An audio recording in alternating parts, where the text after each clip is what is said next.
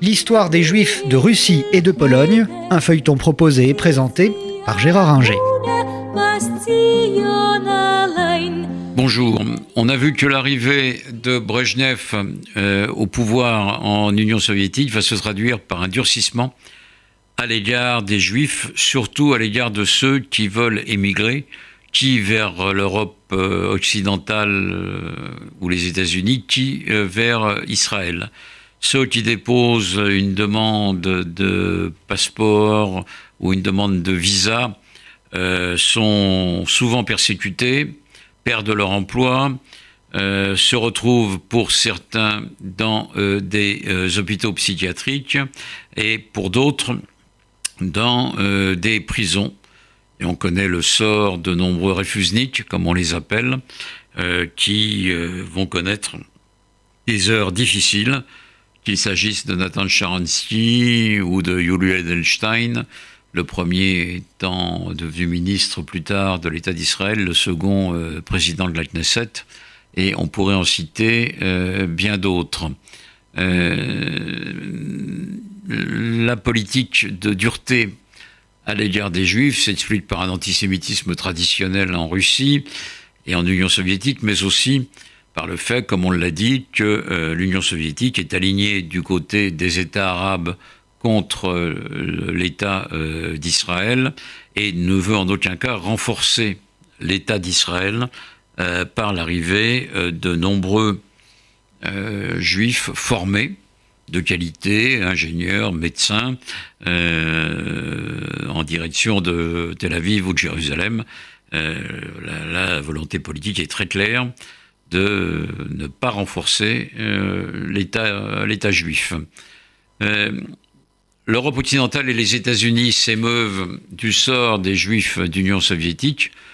Il y a de nombreuses manifestations dans toutes les grandes capitales, organisées dans les années 1970 par des Juifs et des non-Juifs, des hommes politiques non-Juifs, contre le sort fait à la population juive.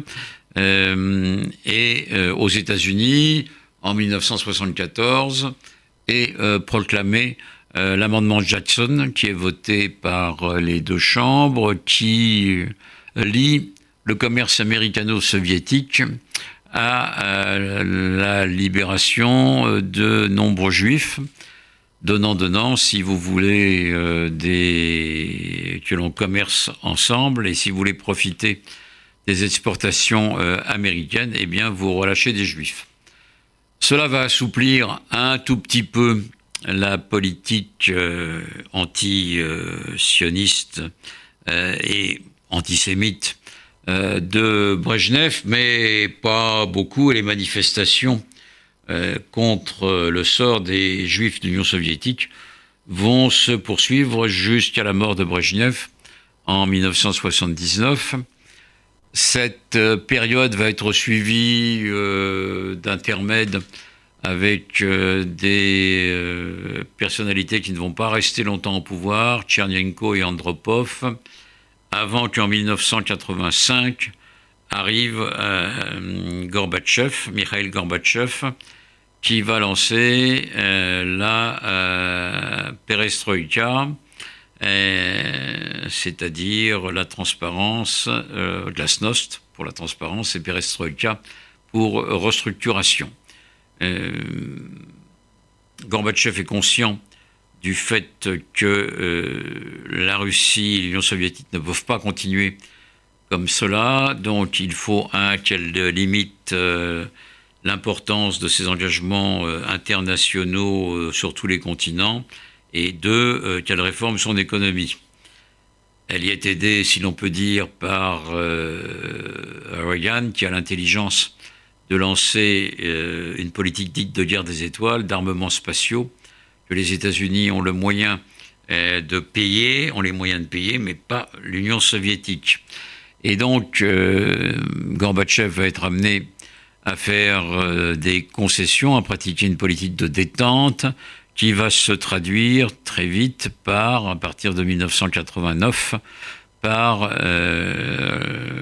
une ouverture des pays de l'Est où les régimes vont s'effondrer les uns après les autres, les régimes communistes vont s'effondrer les uns après les autres, et en même temps, une ouverture pour les Juifs qui veulent partir.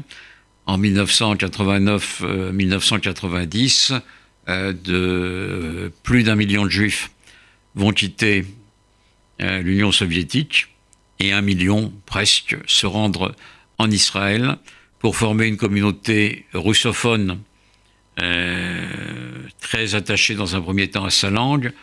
Aujourd'hui, une génération est passée et on trouve moins d'inscriptions de journaux, de chaînes de télévision en cyrillique et en russe, mais on en a encore beaucoup.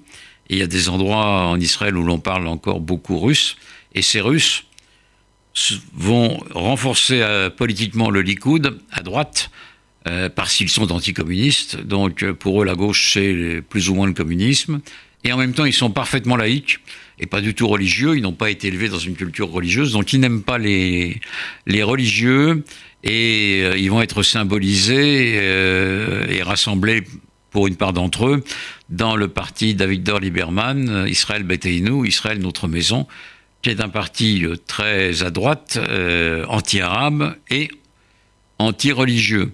Donc la plupart ou beaucoup de Juifs qui quittent l'Union soviétique dans les années 89, 90, 91 vont vers Israël, mais une partie va également vers l'Allemagne, près de 200 000 Juifs, et ils vont revitaliser le judaïsme allemand en se rendant qui à Berlin, qui à Munich, où l'on a des communautés florissantes et prospères, où là aussi le russe a tendance à dominer.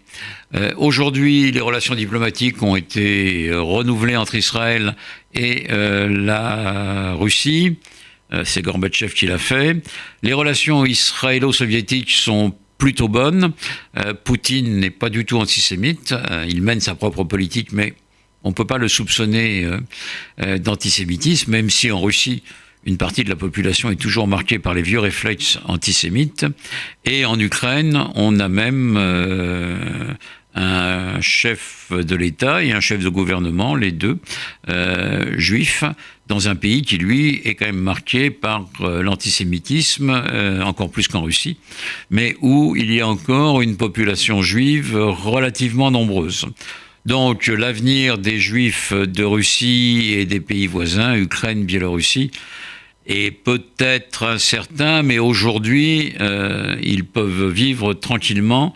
S'ils ne sont pas partis et sont restés dans leur pays d'origine, ils peuvent vivre pour l'instant tranquillement, en espérant que cela dure.